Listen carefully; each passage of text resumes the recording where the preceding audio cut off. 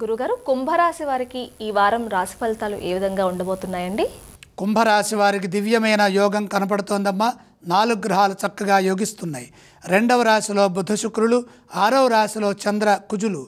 మనోబలం సదా విజయాన్ని ప్రసాదిస్తుంది. వ్యాపార పరంగా మంచి జరుగుతుంది. వ్యాపారంలో మంచి లాభాలు చవిచూస్తారు. వ్యాపారంలో అభివృద్ధిని సాధించడానికి ఇది యోగ్యమైన కాలము.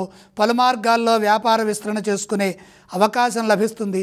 సృజనాత్మక బుద్ధితో ఆలోచించండి. అభివృద్ధికి అవసరమైన నూతన విషయాలను తెలుసుకుంటారు.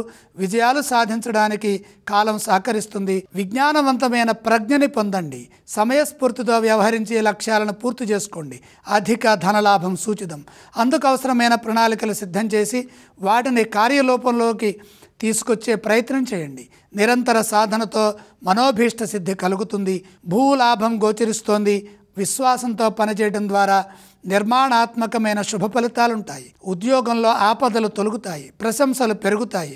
ఓర్పుతో వ్యవహరించి నమ్మకంగా పనిచేస్తే స్థిరమైన ఫలితాలు సాధిస్తారు. ధర్మబద్ధంగా వ్యవహరించి సాహసోపేతమైన కొన్ని మంచి నిర్ణయాలు తీసుకోవడం ద్వారా కార్యసిద్ధి పెరుగుతుంది. వారం చివరి భాగంలో మంచి వార్తలు ఆనందాన్ని ప్రసాదిస్తాయి. కుంభరాశి వారు ఏ స్తోత్రాన్ని పఠిస్తే మంచిది? కుంభరాశి వారు లక్ష్మీ అష్టోత్తర పారాయణం చేయడం మంచిది. గురుగారు, ఈ రాశి వారు ఏ ఆలయాన్ని సందర్శించాలంటారు? లక్ష్మీ అనుగ్రహం సమృద్ధిగా ఉంది.